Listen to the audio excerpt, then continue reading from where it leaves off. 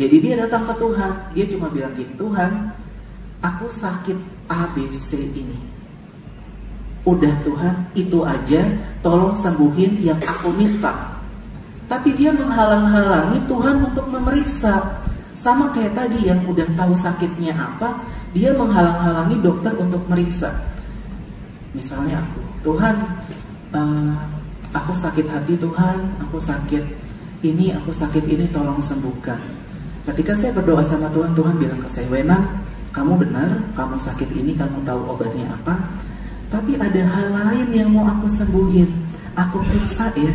Nggak usah Tuhan, ini aku sembunyikan. Tuhan nggak boleh ikut campur bagian ini. Ini bagian aku, Tuhan bagian ini. Tuhan urus aja yang ini aku masih nggak mau kasih ke kamu. Tipe yang kedua ya. Tipe yang ketiga adalah tipe yang kebalikan tadi. Kalau orang yang terakhir tadi adalah nggak penting sembuh atau enggak tapi ketemu dokternya, yang ketiga ini justru terlalu berfokus kepada kesembuhannya. Nggak penting siapa yang menyembuhkan. Paham ya? Pokoknya aku maunya sembuh, aku nggak peduli. Abis itu aku ketemu sama Tuhan apa enggak, abis itu aku lebih dekat sama Tuhan apa enggak, abis itu aku punya relasi lebih mendalam sama Tuhan apa enggak.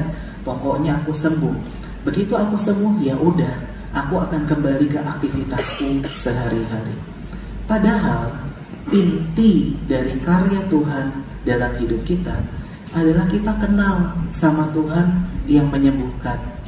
Jangan selesai di rahmat penyembuhannya, kita harus cari ketemu sang penyembuhnya. Pada hari raya tubuh dan darah Kristus, papa saya masuk RSPAD Gatot Subroto. Papa saya itu udah cuci darah 2 kali seminggu, ditambah dia masuk RSPAD karena serangan jantung dan harus dilakukan tindakan kateter atau pemasangan cincin di jantung ya Bu, bukan cincin di sini, ring di jantung. Papa saya sangat panik, gelisah, sesak nafas, masuk ICU. Saya berjanji sama Tuhan, salah satu cita-cita saya kenapa saya mau jadi pastor adalah saya pengen ngasih komuni kalau orang tua saya sakit. Akhirnya saya bawa hosti dari Keranggan ke RSPAD. Sayangnya saya nggak tahu peraturan bahwa tanpa janjian saya nggak boleh masuk ke ICU. Nah, saya udah bawa sakramen Maha Kudus, udah bawa tubuh Kristus, tapi saya di stop sama security di depan ICU. Pak, maaf, Bapak nggak bisa masuk. Mama saya ikut ya, namanya ibu-ibu itu akan selalu mencari jalan supaya keinginannya terpenuhi ya. Pasti itu. Dia datang ke samping saya dan bilang, Pak, ini dokter loh gitu ya. Ya benar, dia nggak salah, saya dokter juga, tapi bukan di RSPAD gitu ya. Ini dokter loh. Terus security-nya pintar, dia bilang, loh kalau dokter harusnya tahu dong aturan ICU. Oke. 1-0 buat security ya. Terus mama saya nggak mau kalah, dia bilang kayak gini, tapi dia juga Romo. Nah, ini lebih aneh buat saya, karena RSPAD itu kan bukan rumah sakit Katolik ya. Nggak ada, dia juga nggak tahu Romo itu apa. Jadi percuma ngasih tahu ini Romo gitu. Tetap nggak boleh. Sampai akhirnya mama saya bilang, oke, saya penunggu pasien, saya masuk. Mama masuk, negosiasi sama perawat yang di dalam ICU. Dan mama saya dengan imannya bilang demikian ke perawat yang Muslim ya. Dia bilang gini, suster, ini Tuhan Yesus mau datang. Coba lihat. Saya mendengar itu sebenarnya di satu sisi kagum, di satu sisi saya bertanya apa mungkin berhasil ya. Bilang ke perawat yang Muslim, ini Tuhan Yesus mau datang gitu ya. Nanti dipikir Nabi Isa mau datang ke sini. Ini Tuhan mau datang. Maksudnya kan saya bawa hosti ya. mama saya itu punya iman yang luar biasa. Ini bahwa suaminya itu harus menerima tubuh Kristus di hari raya tubuh dan darah Kristus. Akhirnya entah kenapa perawatnya mengiyakan.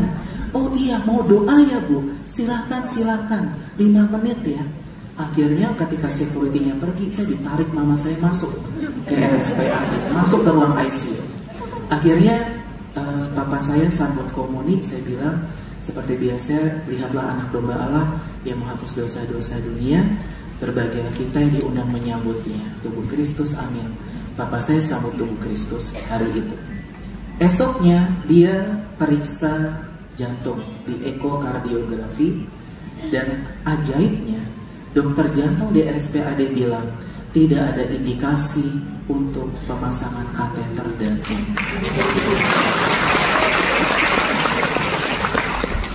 Artinya kesembuhan itu bisa terjadi, tapi yang pertama ketemu dulu sama Tuhan Yesusnya. Itu yang tujuan utamanya, ketemu Yesus supaya hatinya tenang. Pelan-pelan nanti kita bisa tahu jalan apa yang Tuhan tunjukkan dalam hidup kita. Bapak Ibu, saudara-saudari terkasih, hari ini seperti bacaan pertama atau bacaan kedua ya, yang Anda jumpai ini adalah Allah yang hidup, Yerusalem surgawi. Jangan sia-siakan setiap kali Anda ekaristi, setiap kali Anda misa, Anda berjumpa dengan Yesus. Jangan sampai kita memiliki 3 sikap tadi. 1, yang menolak bahwa kita ini pribadi yang sakit. 2, membatasi kerja Tuhan. Dan 3, kita cuma berhenti di kesembuhan tanpa melihat Sang Pemberi kesembuhan. Mudah-mudahan hari ini melampaui kesembuhan yang Anda harapkan, Anda berjumpa dengan Yesus secara pribadi. Kemuliaan kepada Bapa dan Putra dan Roh Kudus, seperti pada permulaan, sekarang, selalu, dan sepanjang segala abad. Amin.